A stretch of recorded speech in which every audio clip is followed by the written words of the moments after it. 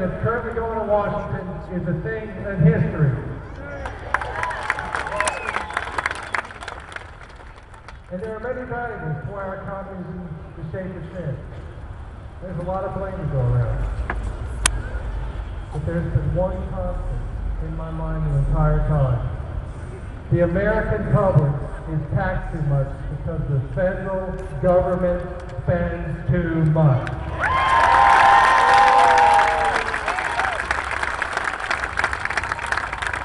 And the higher taxes that the administration proposes, they're only going to postpone our economic recovery.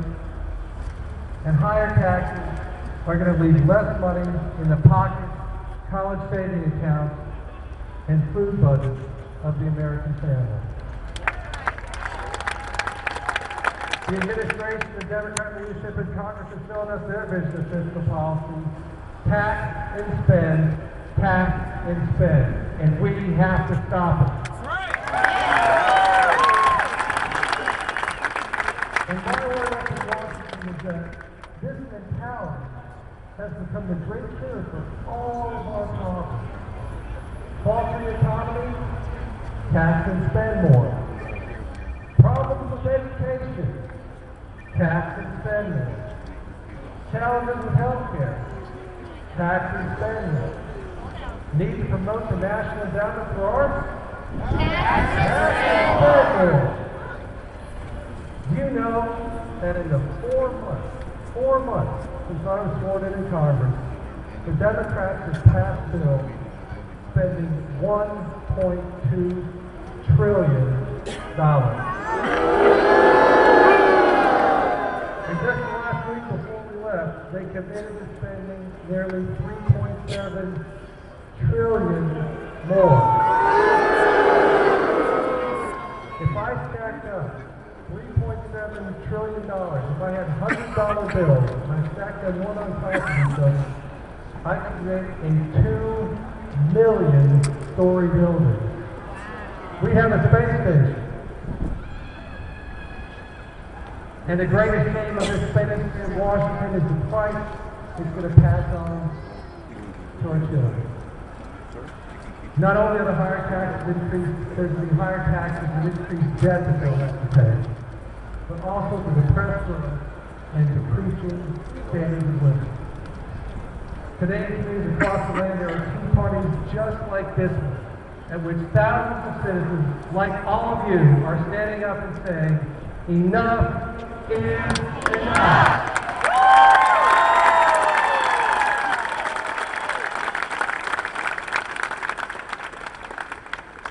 We stand here today in opposition to something. Whoa! And a window. We're taxing it. But we also, let's not forget what we stand for. We stand for the ability of small businesses and individuals to be able to decide for themselves how to spend their money, how to take care of their families, and how to pass on their wealth to the next generation.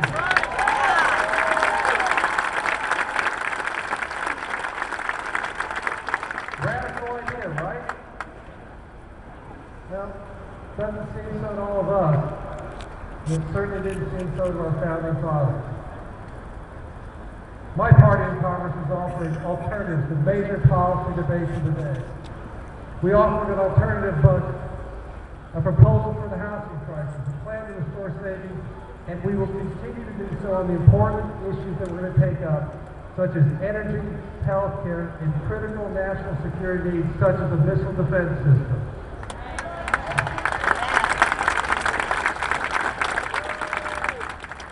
And this is a time for debate.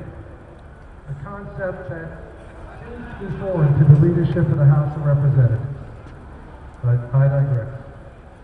I want everyone to remember that we are still a democracy. One that was forged in battle. Those battles were not just military ones, but ones of values. At this critical juncture in our nation's history, let us remember the principles that enabled us to get to where we are today.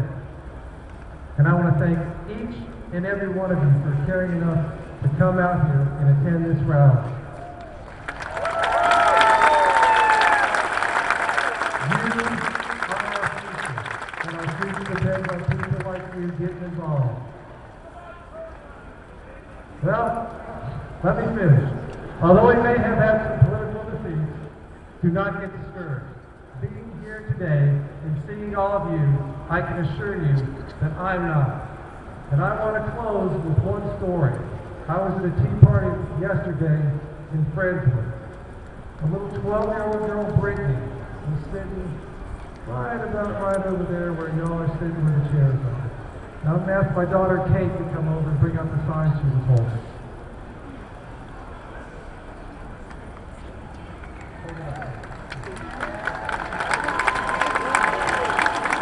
If you can't read that, it says stop spending my future income.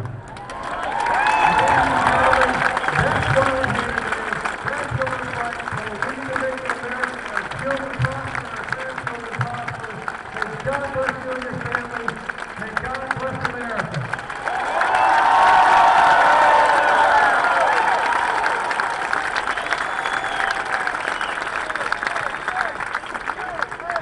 One more little note. I'm proud. We've got a box out here on the floor with collecting tea bags. And next week, when I go back to Washington, I'm delivering to Congress. So fill that thing up. Let's hear it for him.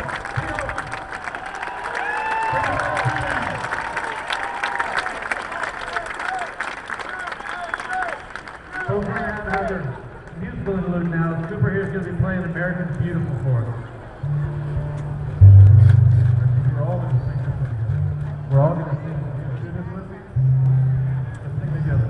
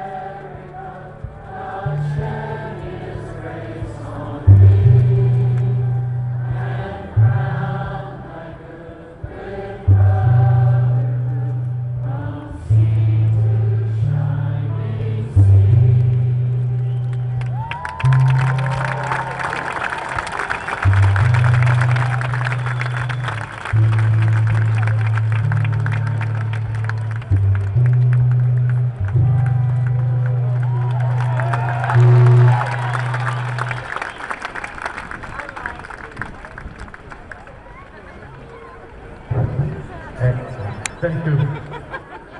Sorry about the technical glitch, folks.